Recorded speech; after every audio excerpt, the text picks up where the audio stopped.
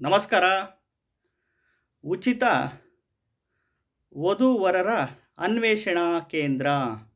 ಎಲ್ಲ ಜಾತಿಯ ಉಚಿತ ವಧೂವರರ ಅನ್ವೇಷಣಾ ಕೇಂದ್ರ ಮೊದಲು ಮಾಡ್ತಾಯಿದ್ವಿ.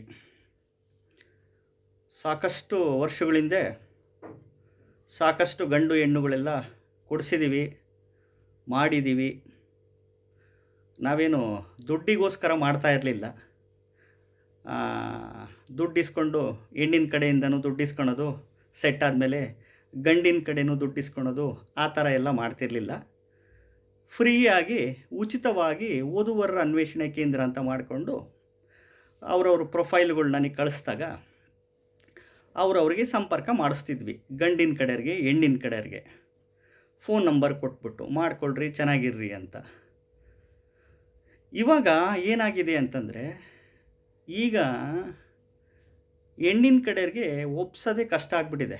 ಗಂಡುಗಳನ್ನ 2 ಲಕ್ಷ ಸಂಬಳ ಕೇಳ್ತಾರೆ, ಅರ್ಧ kg ಬಂಗಾರ ಕೇಳ್ತಾರೆ, 2 ಸ್ವಂತ ಮನೆ ಇರಬೇಕು ಅಂತಾರೆ, ಸೈಟುಗಳಿರಬೇಕು ಅಂತಾರೆ, 2 ಕಾರ್ ಇರಬೇಕು ಅಂತಾರೆ, ಜಮೀನು ಇರಬೇಕು ಅಂತಾರೆ, ಜೊತೆಗೆ ಸ್ಟೇಟ್ ಗೌರ್ಮೆಂಟು ಅಥವಾ ಸೆಂಟ್ರಲ್ ಗೌರ್ಮೆಂಟ್ ಜಾಬ್ ಇರಬೇಕು ಅಂತಾರೆ, ಲಕ್ಷಗಟ್ಟಲೆ ಸಂಬಳಗಳಿರಬೇಕು ಅಂತಾರೆ.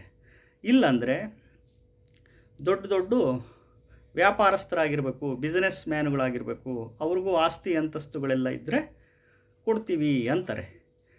ಹಿಂಗಾಗಿ ಗಂಡು ಮಕ್ಕಳಿಗೆ ಪಾಪ ಭಾಳ ತೊಂದರೆ ಆಗ್ತೈತೆ.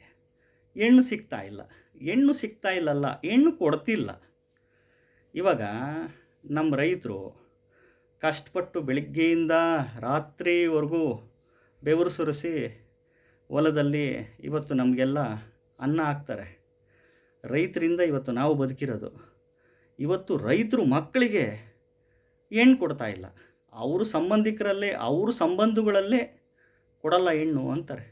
ನಾವು ಮಾಡ್ಕೊಳಲ್ಲ ಅಂತಾರೆ. ನಾವು ಇಷ್ಟೆಲ್ಲ ಓದಿದ್ದೀವಿ, ಹೊಲದಲ್ಲಿ ಕೆಲಸ ಮಾಡ್ಬೇಕಾ ನಾವು ಮಾಡ್ಕೊಂಡು ಅಂತ ನಮ್ಮ ಹತ್ರನೇ ಬಂದು ಹೇಳ್ತಾರೆ.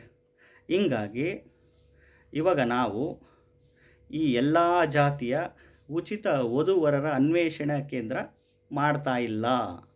ಅರ್ಥ ಆಯ್ತಾ? ಯಾರೂ ಫೋನ್ ಮಾಡೋಕ್ಕೆ ಹೋಗಬೇಡಿ. ನೋಡಿ, ನಿಮ್ಮ ಊರುಗಳಲ್ಲಿ ಯಾರಾದರೂ ಬ್ರೋಕರ್ಸ್ಗಳು, ಮ್ಯಾಟ್ರಿಮನಿಗಳಿರುತ್ತೆ, ಎನ್ಕ್ವೈರಿ ಮಾಡಿಕೊಂಡು ಮದುವೆಗಳು ಮಾಡ್ಕೊಳ್ಳಿ. ಯಾಕೆಂದರೆ ಇವತ್ತಿನ ದಿನ ಮದುವೆಗಳು ಮಾಡಿಕೊಂಡ್ರೂ ನಿಲ್ತಾ ಇಲ್ಲ. 100 ಮದುವೆ ಮಾಡ್ಕೊತಿದ್ದಾರೆ ಅಂದರೆ 70% ಮದುವೆಗಳು ಕಿತ್ತು ಹೋಗ್ತಿದ್ದಾವೆ. ಡೈವರ್ಸುಗಳಾಗೋದು, ಸಪ್ರೇಷನ್ಗಳಾಗೋದು, ಗಲಾಟೆಗಳಾಗೋದು ಎಲ್ಲ ಮಾಡ್ಕೊಂಡೇ ಮಾಡಿರ್ತಾರೆ. ಅದೇನಾಗುತ್ತೋ ಗೊತ್ತಿಲ್ಲ. ಈ ಸಮಸ್ಯೆಗಳು ಬರ್ತಾಯಿದೆ.